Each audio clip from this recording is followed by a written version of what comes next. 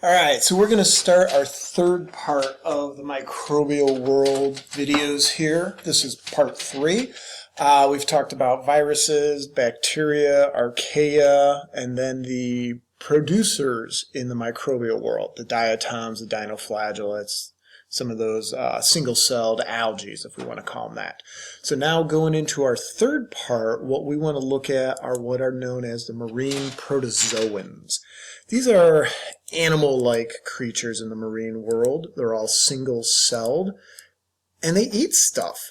They are eating the producer base, the phytoplankton, the diatoms, the dinoflagellates. So the first one to talk about here or the first group are the foraminiferans, or forames, as they're sometimes called. Big key to identifying them. And they're single-celled, they're eating things, but they're going to have a shell made up of calcium carbonate.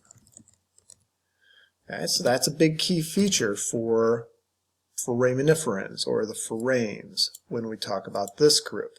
So their shell, calcium carbonate versus silica versus cellulose, the other shells we've seen in the others.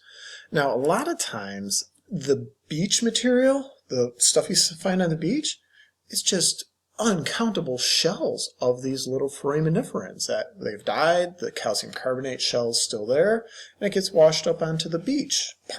Helps form parts of the coral reefs. So when we look at what's called the calcareous material, that's the calcium carbonate material of a coral reef or a beach, is often the shells of these little microscopic organisms. We can't call them animals. They're not animals, just these microscopic little organisms. Now, a unique feature of them is that they have these things called pseudopods. These are going to be tiny little extensions, plasma extensions used for feeding. All right, so these little tube things, these little white structures down here in the picture that are sticking out, they're sticking out of the shell here, or we could call it a test. Those are going to be pseudopods. So they stick those things out, they wave them around, and they grab food with them, drag the food back into the test, and consume it. Other things to mention when we look at foraminiferans, when they die, sometimes that stuff just gets packed down into the bottom of the ocean, and it will accumulate and accumulate and accumulate, forming this limestone or chalky layers. If you guys have ever heard of the White Cliffs of Dover, that's made up of just millions of years of foraminiferans being compacted together. Geologists like these things because they are used as an indicator fossil for the potential for oil deposits. They indicate fossil fuel development and possibly oil deposits in the regions where we find foraminiferans.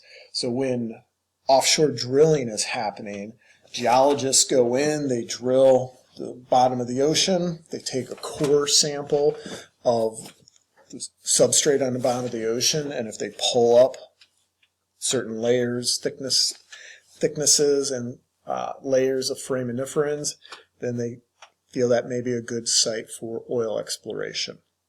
Hopefully we don't see that, but that is something that foraminiferans are used to help identify accumulation of fossil fuels, primarily oil deposits. So, all right, so that's our first group of protozoans, marine microorganisms that eat other stuff. They're not animals, but they do eat other things. So this group would go into the next level of the food chain in what we call the zooplankton, first level consumers. You've got a bunch of diatoms, you're going to have a bunch of protozoans. They're going to be eating the diatoms and the dinoflagellates. Another group that will also be a protozoan will be these things called radiolarians. Radiolarians, they float around in the plankton, part of the plankton load. Consumers, they're eating the zooplankton, or eating the phytoplankton, eating those producers. What makes them unique? They have shells or tests made of silica. So similar to what we saw before with silica, but the difference here, these guys are eating things. They're not running photosynthesis. These guys also have pseudopods that extend out of their shell, their test that sticks out, grabs food particles, pull it in, and they consume it. Okay, so very similar to the foraminiferans. Big difference, silica for your shell versus calcium carbonate.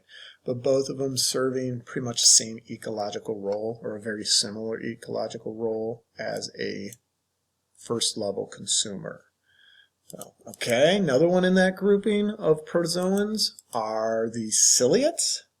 Now ciliates, these guys, the way we identify them, cilia for movement. Tiny little microscopic hair-like structures that enable them to move about.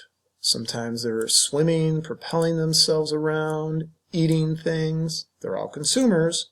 They're first-level consumers or part of the zooplankton. Others will attach themselves somewhere, and they got these little bands of cilia that they wave around and grab food out of the water and pull it down into their digestive system.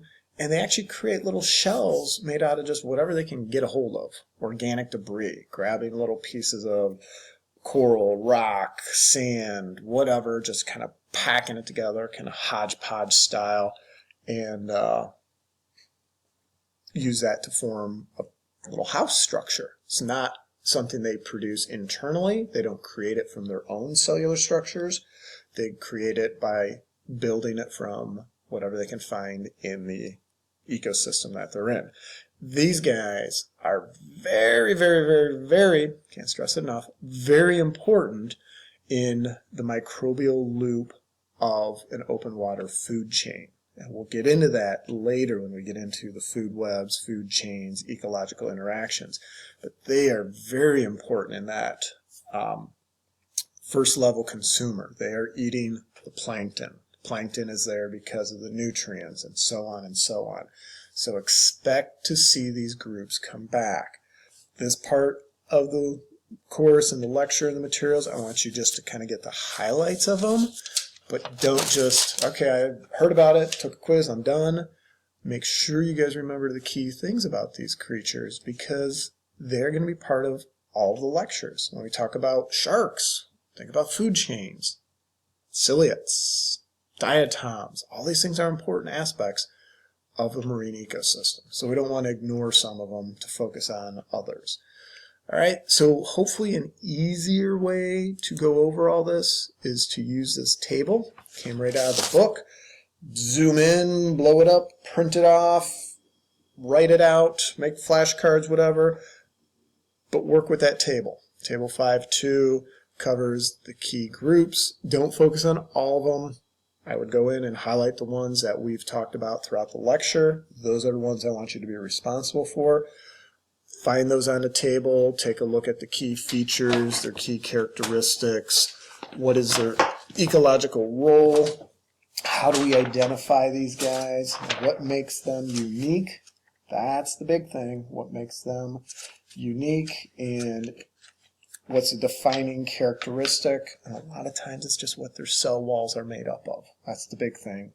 Okay, so again, use the table and focus with that table. There's everything in there that we want to focus on is right in that table. That's probably your easiest shortcut if you want to take a shortcut to studying for the quiz and the material over chapter 5 here when we're looking at the microbial world in the marine ecosystem.